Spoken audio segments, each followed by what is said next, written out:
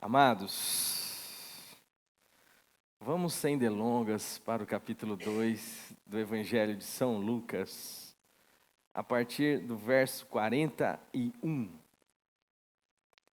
Evangelho de Lucas, capítulo 2.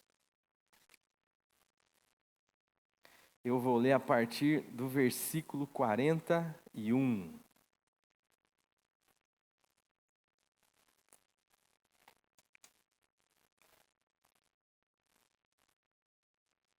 Antes de começar a falar nisso, eu lembrei de algo aqui que eu gostaria de agradecer aos irmãos que têm trazido, os alimentos, as fraldas, porque isso tem ajudado. Essa semana nós tivemos o privilégio de ajudar 2 famílias. Então, sempre que você puder lembrar, você traga, tem sido bênção na vida de outras pessoas. As meninas da assistência social aqui foram entregar lá, acho que foi a Fernanda. Você foi também, meu amor? Não? Quem que foi, gata? Ah, foi a Fernanda, a Juju, a Lili. A gente não tem muita noção, né? Eu moro num bairro aqui razoável, e a Lili às vezes vai limpar ali a garagem da minha casa ou alguma situação, ou varrer ali fora. E aí tem uma senhora da minha rua que a Lili flagrou ela catando coisa no lixo. Tem um lixo de um condomínio logo em frente. Obrigado, Bília. E daí a gente não imagina que essas coisas estão acontecendo, né? Tão próximo da gente. E aí foi interessante que as meninas foram lá levar para essa senhora, e ela disse: veio em boa hora, né? Veio numa hora de necessidade, né? Hoje pela manhã foi também uma pessoa lá em casa pegar outro alimento que vocês mandaram também, coberta que vocês mandaram.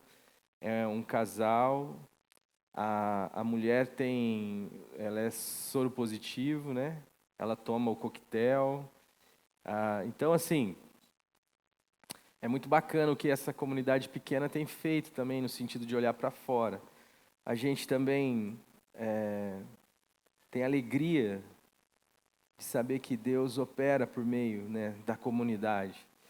Então, leve isso em consideração quando você vier para cá, puder trazer 1 quilo de arroz ou algo que você acha de boa qualidade, ainda que alguém possa usar, enfim. Alimentos, fraldas, né? Roupas, cobertores. Então a gente sempre, quem puder, hoje eu já vi que já tem coisa ali fora. Então obrigado, viu, pela comunidade estar atendendo essa questão da necessidade dos outros. Bora lá? Ora, anualmente iam seus pais a Jerusalém para a festa da Páscoa. Então está falando de Jesus, que existia um movimento aqui na família de Jesus. Era um movimento que acontecia todo ano. E a família de Jesus tinha isso por hábito, né? Anualmente iam seus pais a Jerusalém. Nós precisamos entender que Jesus morava no norte. Jesus era da Galileia, Jerusalém é cá no sul. Então, uma vez por ano havia uma viagem que se dirigia a Jerusalém, ao templo em Jerusalém, e era por ocasião da Páscoa. Então, é chão para dedéu, não existe viação Garcia, não existe nada, é lombo de mula e pé mesmo. E aí vinha aquela turma, andando na direção de Jerusalém. E por que Jerusalém? Porque Jerusalém é o centro da religiosidade judaica naquele contexto. É lá onde onde está o templo, um templo suntuosíssimo, né? Um templo reformado por Herodes, é um templo fantástico. É lá que estão os sacerdotes, É lá que acontecem os ritos, é lá que acontecem os sacrifícios, é lá que acontecem os ofícios, é lá que todo mundo vai. É lá onde todo mundo se encontra. É lá onde todo mundo se aglomera. É lá onde tudo está acontecendo, lá onde está a celebração, onde eu encontro pessoas que o ano inteiro eu não pude ver, lá eu vou encontrar. É onde eu estou ali envolto a uma realidade que me configura identidade. Afinal de contas, todo mundo que é do meu povo se dirige, que é da minha fé, que pensa como eu penso, que vive como eu vivo, que age segundo as tradições pelas quais eu me movo ano a ano. Estarão lá, eu os verei, eu os encontrarei, eu estarei, eu farei parte de algo que é muito maior do que eu. Então, isso está acontecendo por ocasião da Páscoa. Mas, como era algo que acontecia todo ano, chega um determinado ponto da vida de Jesus, em que isto configura um detalhe muito importante, que é quando ele faz 12 anos, e a palavra de Deus vai dizer assim: quando ele atingiu os 12 anos, subiram segundo o costume da festa. Terminados os dias da festa, ao regressarem, permaneceu o menino Jesus em Jerusalém, sem que seus pais o soubessem. Pensando, porém, estar ele entre os companheiros de viagem, foram caminhando durante um dia. E então passaram a procurá-lo entre os parentes e também os conhecidos mais próximos. E não o tendo encontrado, voltaram a Jerusalém à sua procura. 3 dias depois, o acharam no templo, assentado no meio dos mestres, ouvindo-os e os interrogando. E todos os que o ouviam, muito se admiravam da sua inteligência e de suas respostas. Logo que seus pais o viram, ficaram maravilhados, e sua mãe lhe disse: filho, por que fizeste assim conosco? Teu pai e eu, aflitos estamos à tua procura. Mas ele respondeu: por que me procurais? Por que me procuráveis? Não sabeis que me cumpria estar na casa de meu pai? Não compreenderam, porém, as palavras que Jesus lhes dissera. E desceu com eles Jesus para Nazaré, e era-lhe submisso. Sua mãe, porém, guardava todas estas coisas no coração, e ele ia crescendo em sabedoria, estatura, graça diante de Deus e diante dos homens. Santo Espírito, essa é a tua palavra. Por isso, em nome do Senhor Jesus Cristo, nós nos colocamos aos teus cuidados, não só para anunciá-la, mas também para ouvi-la e praticá-la. É em nome de Jesus que nós oramos. Amém. É interessante que os textos bíblicos, eles são sempre polissêmicos, ou na grande maioria das vezes, ou seja, você pode tirar muitos dizeres do que está ali contido, são muitos os sentidos que a gente pode observar dentro dos textos das Escrituras. Mas o que eu tenho cada dia mais percebido é que nenhum texto conta em si uma história que é desancorada, separada do que eu e do que você vive no chão da história.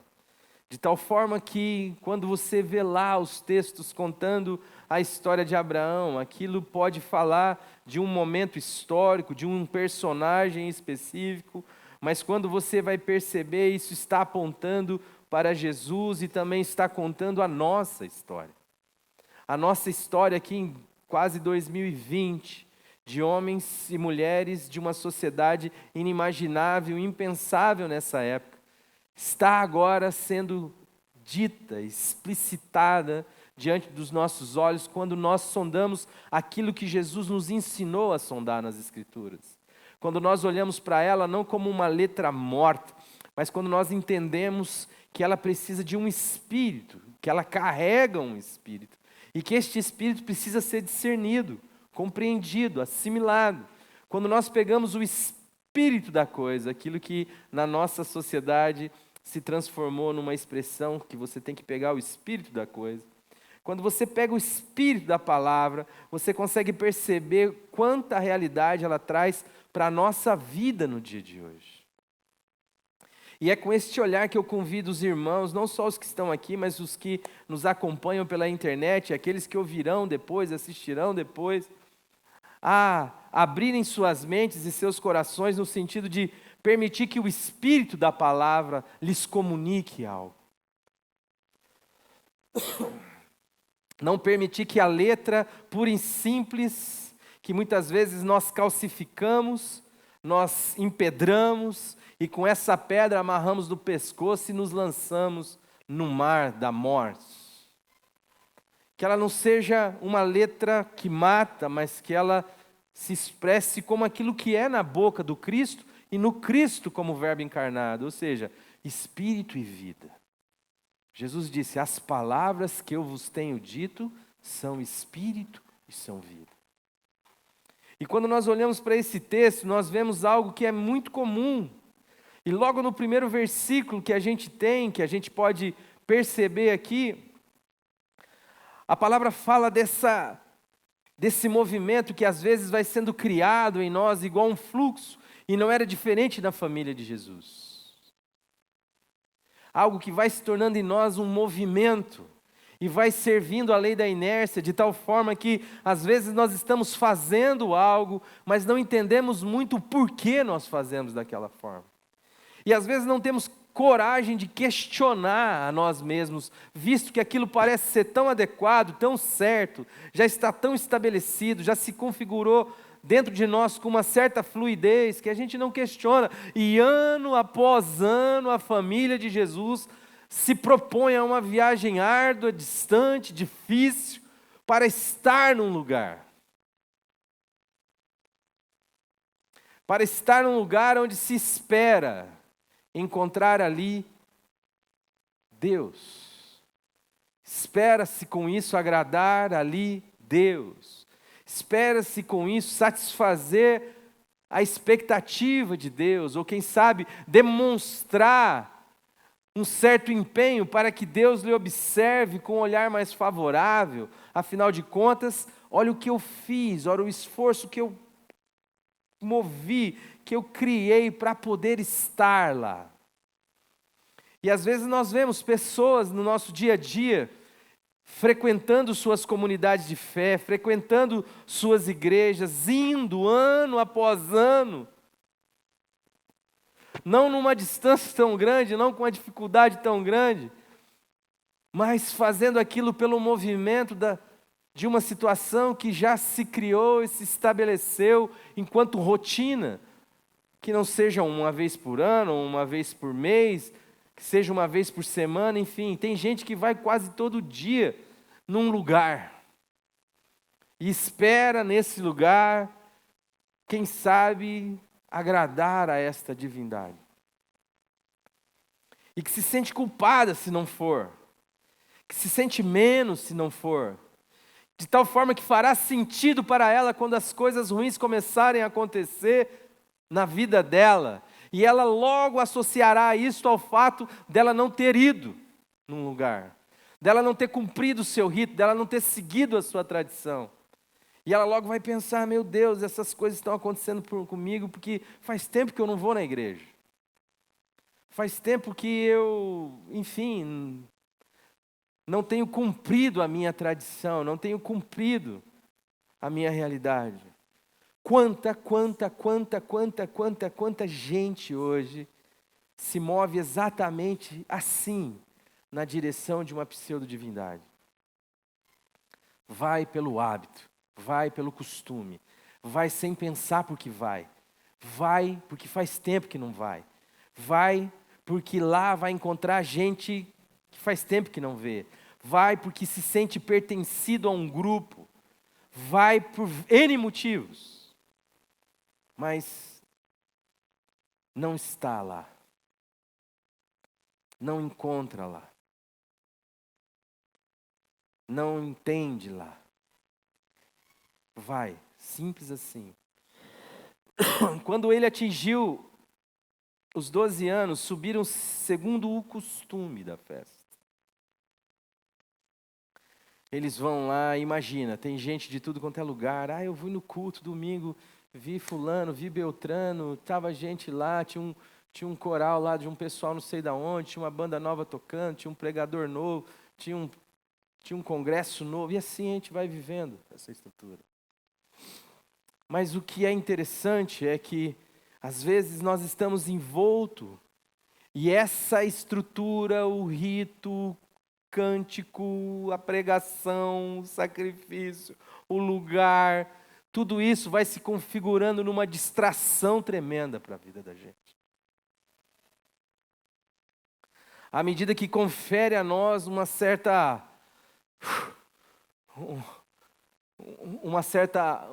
alto perdão concedido, né? É o mesmo espírito do cara que ia lá e sacrificava a pomba, sacrificava o cordeiro, sacrificava o que fosse.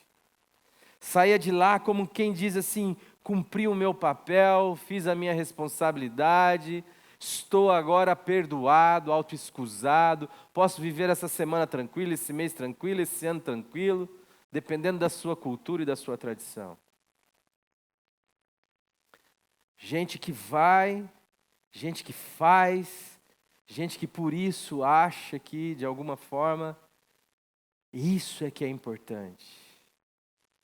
O culto, o templo, o rito, o dogma, o credo, tudo isso, o ambiente, as pessoas. E de fato, isso às vezes é a melhor coisa que ela pode fazer na vida dela, né? Às vezes você vai para alguns lugares que a melhor coisa que tem naquele lugar é você ir num lugar onde o povo canta, pelo menos. Ir num lugar onde o povo tem uma Bíblia, pelo menos. Porque não existe muita coisa aqui na minha volta muito melhor que isso. De tal forma que eu vou lá na igreja, porque isso é o barato, isso é a coisa legal. Eu, fazendo a abertura aqui, lembrei os irmãos daquela passagem que diz que muitos judeus creram no Senhor Jesus. Crer no Senhor Jesus significa dizer ele está certo. Mas se eu professar isso publicamente, significa dizer, vou perder o meu convívio. Vou ser expulso da minha sinagoga. De tal forma que eu prefiro a sinagoga, que fala sobre ele, do que ele. Eu prefiro a sinagoga que estuda os textos sagrados sobre o Messias, que configura dogmas sobre o Messias, que desenvolve teologia sobre o Messias, onde sábado após sábado os textos são estudados, Isaías é estudado, mas que quando o Verbo encarnado chega e diz assim, viu? Havia muitas viúvas em Israel.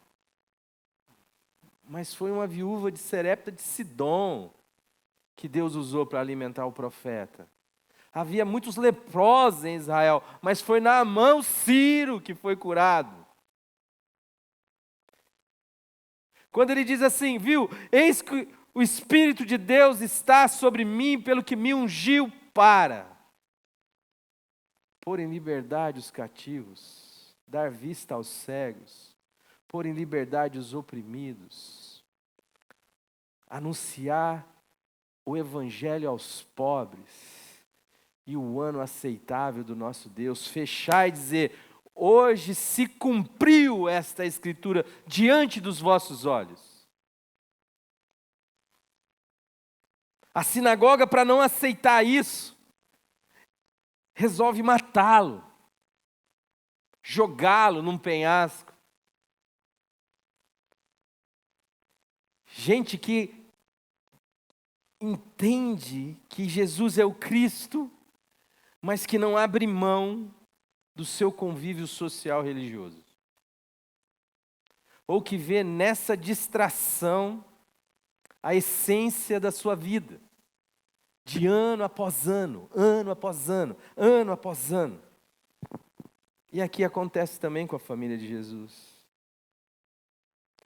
Porque na hora que aquele negócio vai acabando, na hora que o culto vai acabando, na hora que o externo vai apagando as luzes, eles precisam voltar para a sua rotina, como muitas pessoas, domingo após domingo, vão para os seus cultos e depois saem de volta para as suas casas.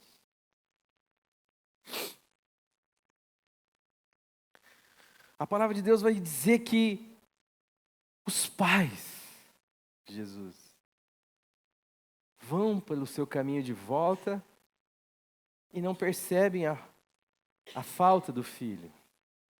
Ou acha que Jesus está com a turma da caminhada, da viagem. É como eu sair daqui e largar o Mateus e estou dentro do carro e falar, deve estar com o Roberto, deve estar com a Raquel, deve estar com o Cacá, deve estar com a Cauana.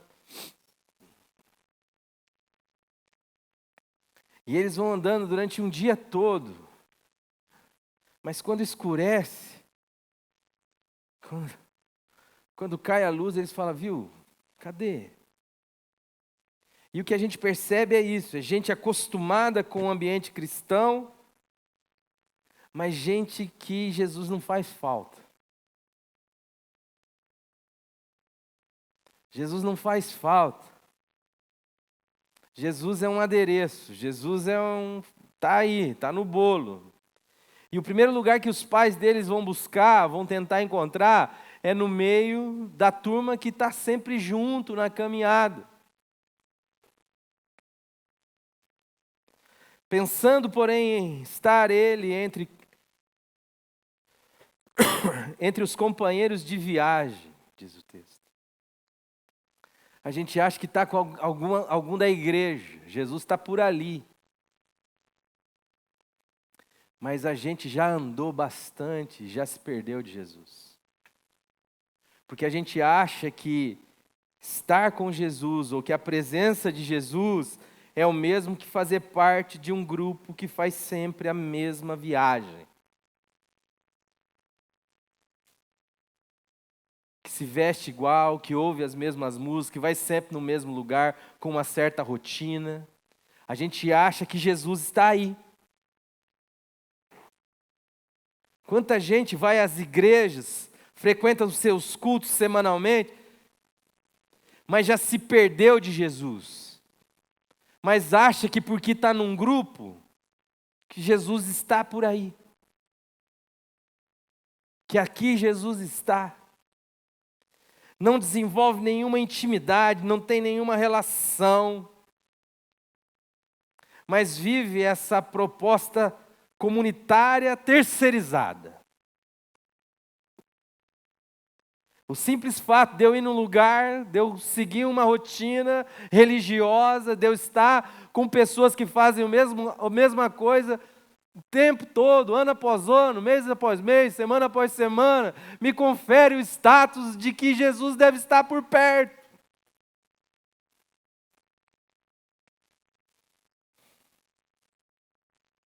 Isso não significa absolutamente nada.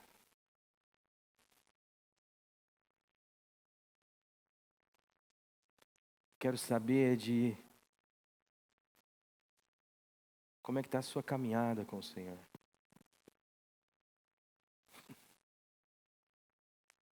Qual foi a última vez que você olhou nos olhos? Qual foi a última vez que você ficou nu diante dele?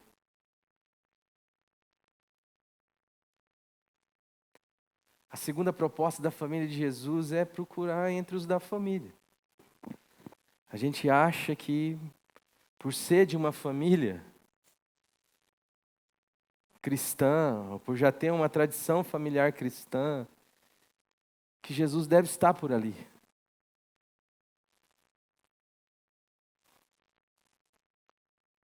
Não significa absolutamente nada. Eles foram e não encontraram Jesus na família. Porque não é porque seu pai e sua mãe é crente, não é porque seus avós são crentes, não é porque a sua família inteira é cristã, que Jesus está aí.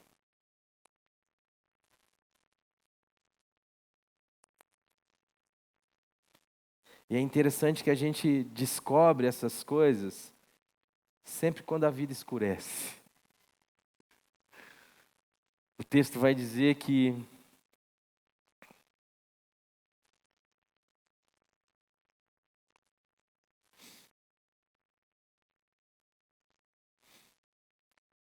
pensando, porém, estar ele entre os companheiros de viagem, foram um caminho de um dia, então passaram a procurá-lo entre os parentes e os seus conhecidos. E não o encontraram. Voltaram, então, para Jerusalém. Não encontra. A gente não encontra. Então, qual que é a ideia? A ideia é eu voltar. A ideia é eu voltar para um lugar. A ideia é eu voltar para a igreja. Mas não encontro também.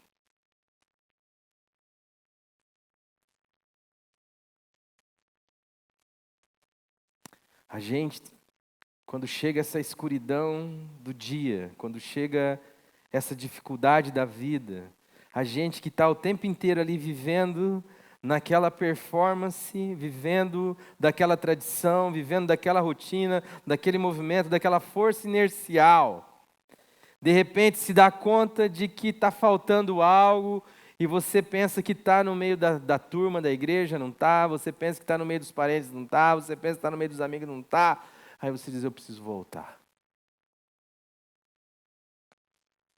Eu preciso voltar. Onde é que eu perdi Jesus? Onde é que eu perdi Jesus de vista?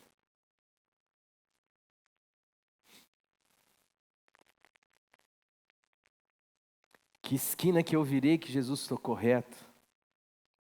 Que caminho da minha vida eu tomei em que Jesus não estava ali e eu nem senti falta? E você acha que isso é loucura? A Bíblia está repleta de ensinamentos dessa natureza. A Bíblia fala de uma igreja que se considerava rica e abastada e de nada tendo falta, cujo Jesus está do lado de fora. Eis que estou à porta aí, bato. Querendo entrar. Se alguém abrir, eu entrarei. Jesus está onde na igreja de Laodiceia? Dentro? Sim ou não, meus irmãos? Não. Uma igreja que acha que não precisa de nada. Por quê? Porque é rica. Por quê? Porque é abastada. Por quê? Porque tudo funciona. Por quê? Porque está todo mundo aqui. E Jesus está onde? Fora.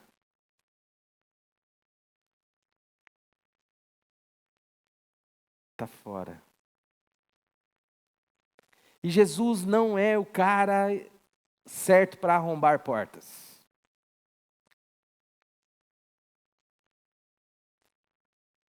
Jesus é o cara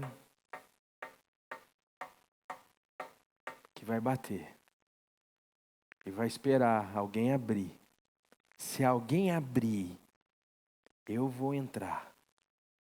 E aí eu vou cear com ele e ele comigo. Nós vamos olhar nos olhos. Nós vamos fazer tintim. Nós vamos limpar a louça junto. Não, Jesus não faria isso. Como não? Ele falou que faria. Ele falou que é o que ele veio fazer, na verdade. Ele falou assim: quem vos parece ser o maior? O que está sentado à mesa ou o que serve à mesa? Ah, o que está sentado à mesa. Pois é, mas no meio de vós eu sou como aquele que serve.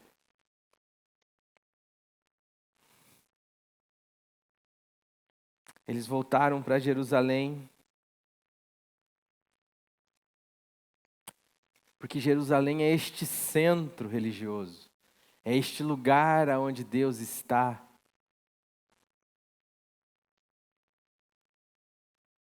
Hoje nós temos feito também das nossas, assim chamadas igrejas, tijolos, um lugar onde Deus está. Mas Jesus já disse que já tinha chegado o tempo em que Quem quiser Deus, primeiro, tem que ser íntegro, como o salmo que nós lemos aqui. E tem que cavar dentro de si mesmo na dimensão mais profunda. Porque adorador de Deus adora em espírito e em verdade. Ele falou, acabou as geografias, não é mais lá, não é mais acolá. Vem a hora e já chegou. Gente de verdade adora a Deus com a vida. Adora a Deus do lado de dentro. E adora a Deus de verdade. Não cumpre rito, não cumpre papel, não faz de conta, não segue costume. É o vento. Quando Nicodemos espantado, alguém que é modelo, padrão de rito, de comportamento, de tempo, de dia, de dogma, de roupa, de fala, de tradição, chega diante de Jesus e diz assim, cara, vocês adoram o que vocês nem sabem. Nós falamos do que sabemos. Não serve para nada os seus trilhos. O seu trilho em que você escravizou o seu Deus para escravizar as pessoas. Nascido de Deus é igual vento. Você ouve a sua voz, mas você nunca vai pôr um trilho para ele. Você nunca vai dizer para ele, você vai andar sempre assim. Ele é como o vento. Você ouve a sua voz, mas você não sabe de onde vem nem para onde vai. Assim é todo aquele que é nascido de novo, ou que é nascido do Espírito, ou que é nascido do alto. Hoje eu falei para minha mulher, minha gata, eu estava pondo uma calça jeans.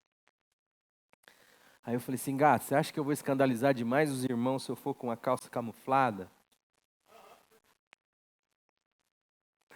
Eu cheguei aqui, o Roberto, vou entregar o Roberto. Quando eu entrei aqui, estava um pessoal perguntando, quem que vai pregar hoje? Aí o Roberto me olhou e falou, não é o Morango, pela roupa que ele veio. Aí eu falei, tá vendo o que é religião?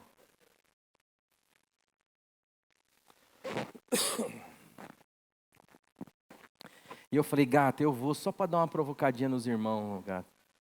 Ela falou assim, vai sim, amor, vai. Porque essa não é uma calça para crente vir pregar, não é verdade? Não é a calça que pastor prega. Então, mas eu sou vento, irmão, não sou trilho.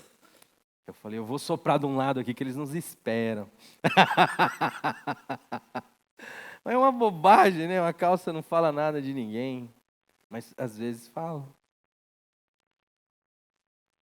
Tem igreja, se eu chegar assim para pregar, os caras falam, pelo amor de Deus, nós vamos expulsar o demônio de você, cara.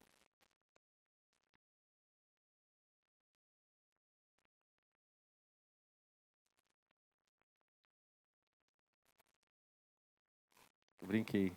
Fiz uma piadinha interna.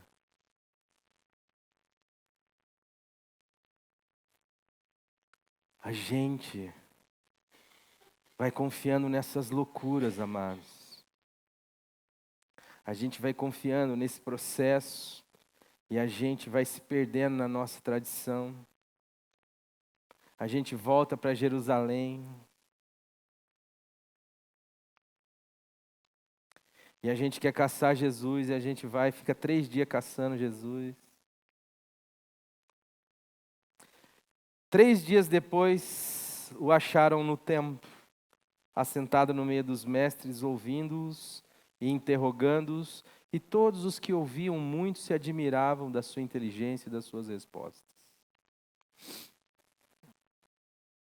Jesus estava lá, com o perdão da palavra, infernizando os religiosos. Cutucando. Espera aí, mas por que isso? Mas por que aquilo? E argumentando. Porque os caras estão aqui, não sabem o que faz com Jesus mais. Cadê o pai dessa criança, gente? Cadê a mãe? Essa criança não tem pai, não tem mãe, não? E é engraçado que eles vão procurar em todos os lugares ali em Jerusalém. Mas eles não vão no âmago do negócio. Gente, qual que é o objetivo de Jesus? Instalar o quê? O reino de Deus. Arrependei-vos porque é chegado a vós. E o reino de Deus, para ser implantado, precisa primeiro pôr dinamite aonde? Na estrutura. O Paulo Brabo vai dizer naquele livro dele, Bacia das Almas, que o Evangelho, tal como descrito no Novo Testamento, estabelece dois eventos. Tanto o reino de Deus, como o fim da religião.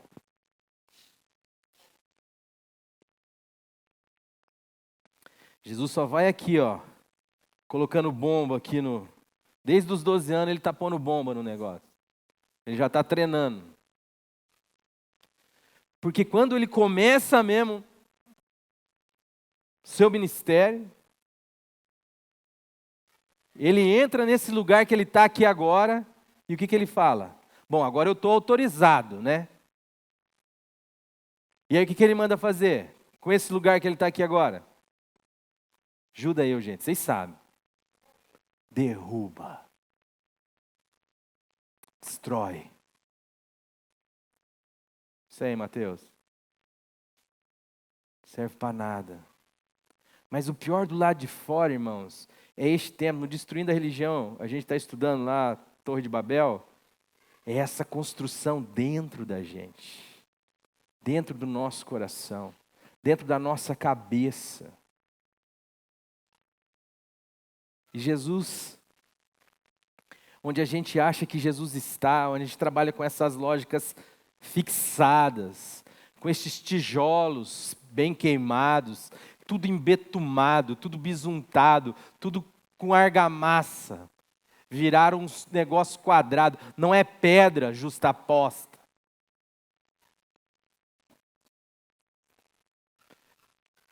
Pensa com a cabeça de crente, gente, pelo amor de Deus, pensa tudo igual, fala tudo igual, ouve tudo igual, veste tudo igual, vai tudo igual.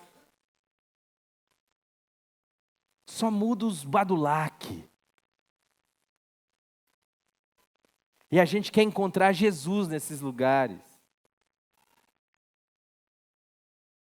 Mas se Jesus não destruiu este templo erigido dentro da sua cabeça, se Jesus não pôs abaixo esse troço, o que você está fazendo é pensar igual José e Maria nessa situação. O que você vai começar a fazer é agir por conta, é agir por tradição, é agir por cultura, é agir como sempre agiu. O Evangelho, ele precisa de uma derrubada, ele precisa de um novo, de uma metanoia. Ele precisa de uma implosão, ele precisa de uma morte para gerar uma vida da ressurreição.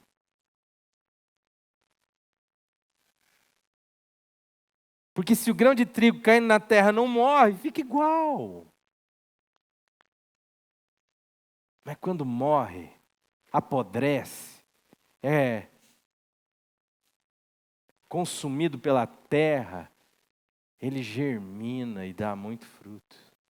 O poder da vida explode. A gente acha que vida cristã é repressão da vida velha. É não pode isso, não pode aquilo, não vai ali, não fale com aquela pessoa, não use esse tipo de roupa, não escute esse tipo de música. Coração que não ama, coração que não perdoa, mente que pensa igual, que não abre mão do seu clube religioso, mas abre mão de Jesus.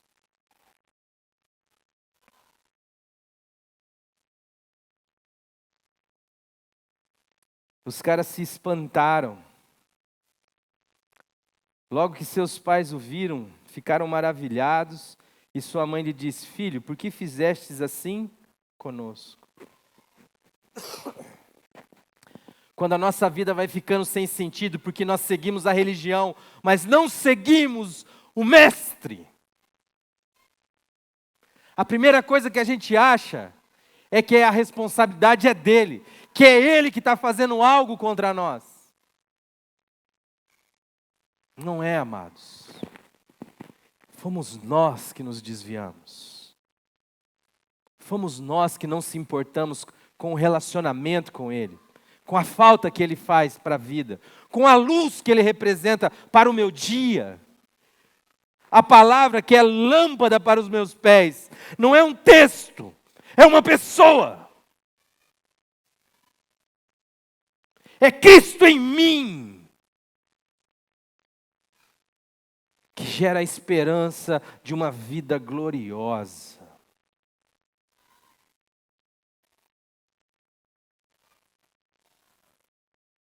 E a gente quer terceirizar a responsabilidade para Deus, gente que faz a maldade e diz que Deus é quem quis. Que se Deus não quisesse, não aconteceria.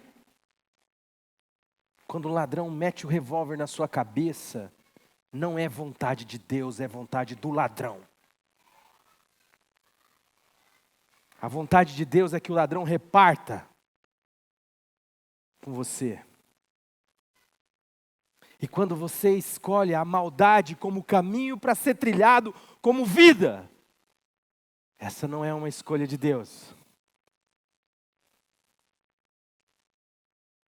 Davi escreve de si dizendo: porque todos os meus dias estavam escritos quando nenhum deles ainda havia.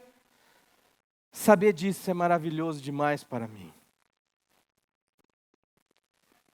E aí tem gente que pensa que Deus é quem escreveu o dia em que Davi se relacionou com Betseba e matou Urias.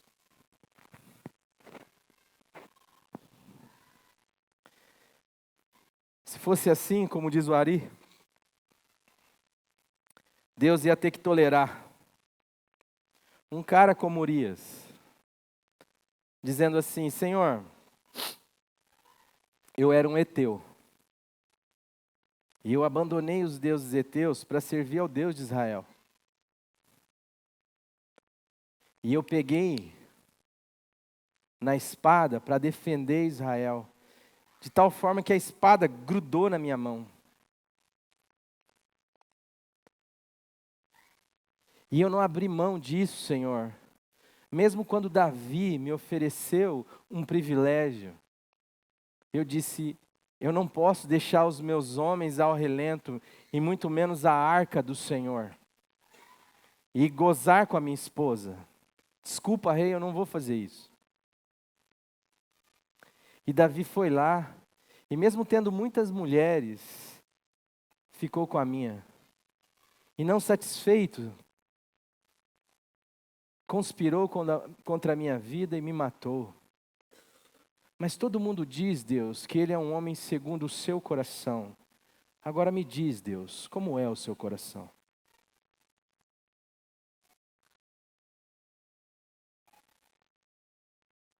Quando você começa a ter um pouquinho mais de paciência, e você volta o seu olhinho no início do capítulo, você tem uma palavrinha dizendo assim: no ano em que os reis saíam à guerra, Davi ficou em Jerusalém.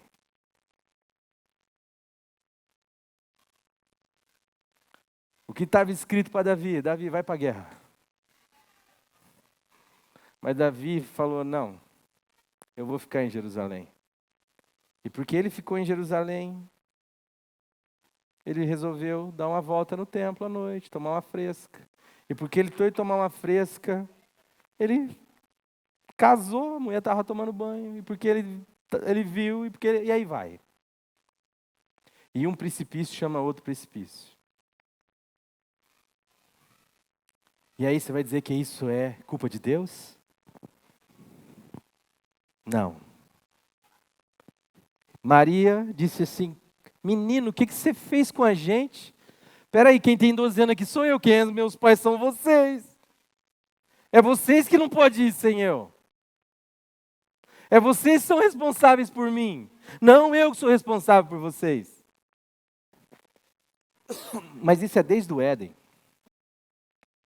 Logo que o pecado entrou, a primeira coisa que a gente fez foi tirar a responsabilidade da nossa vida e colocar nas costas dos outros. Ou de alguém ou de Deus. Quando o Senhor pergunta a Moisés, deu um pulinho. Quando o Senhor pergunta assim, Adão, você comeu do que eu falei para não comer? Ele falou, cara, a mulher que você me deu. Eu começo a colocar a responsabilidade da minha vida. A palavra de Deus vai dizer que é eu e você que daremos conta de nós mesmos diante do Senhor. Que a responsabilidade da sua vida não será terceirizada a ninguém. Que isso quem faz é o pecado. Não importa a maldade que lhe fizeram, irmão. Em Cristo Jesus você foi perdoado para perdoar.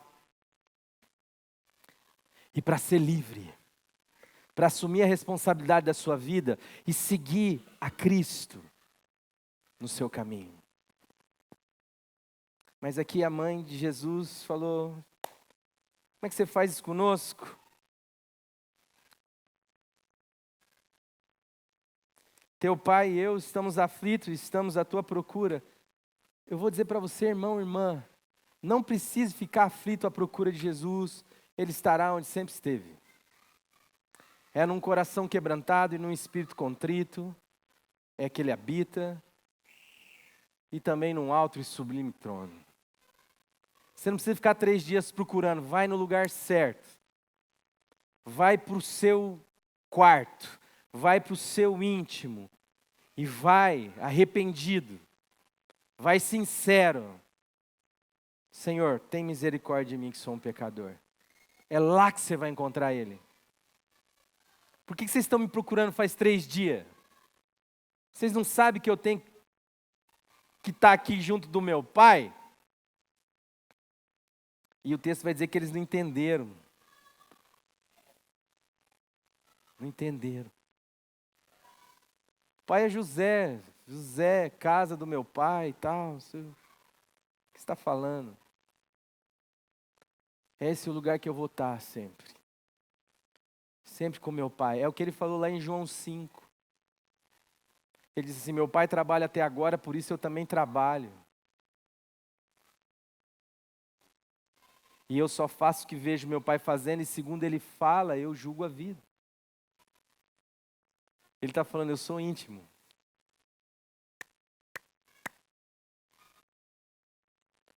É só ir para o Espírito, irmão. É só ir lá para dentro de você. É só ir de verdade. E você vai ver que você não precisa procurar Deus. Ele já está bem perto. Ele mora num alto sublime trono e num coração quebrantado e contrito, cujo qual ele não despreza. Não compreenderam, porém, as palavras que lhe disseram, e desceu com eles Jesus para Nazaré e lhes era submisso. Sua mãe, porém, guardava todas estas coisas no seu coração. Guarde o Evangelho no seu coração. Alimente o Evangelho da graça de Deus no seu coração. Viva pela dependência de Deus no seu coração. E o que você vai perceber é que a vida de Cristo vai crescendo diante de Deus e diante dos homens. A sua vida vai se expressando. Porque Jesus é a sua identidade. Se você quer saber quem é você, olhe para Jesus. Ele é a imagem exata do ser de Deus. Ele é o que cumpriu a prerrogativa de Gênesis 1, 26. Façamos o homem à nossa imagem, conforme a nossa semelhança. Ele é o homem perfeito.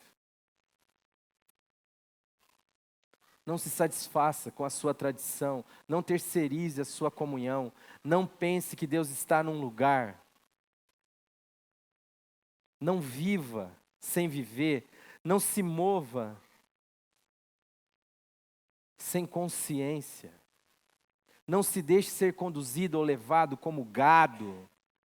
Mas em nome de Jesus, saiba que Jesus veio à terra, se tornou um de nós, assumiu a nossa bronca, experimentou as nossas tentações, as nossas aflições, as nossas doenças, as nossas feridas. Ele foi moído. E a gente o desprezou, e Ele fez isso porque nos ama, para restaurar a nossa liberdade de entrar confiadamente na presença de Deus e chamá-lo de Pai.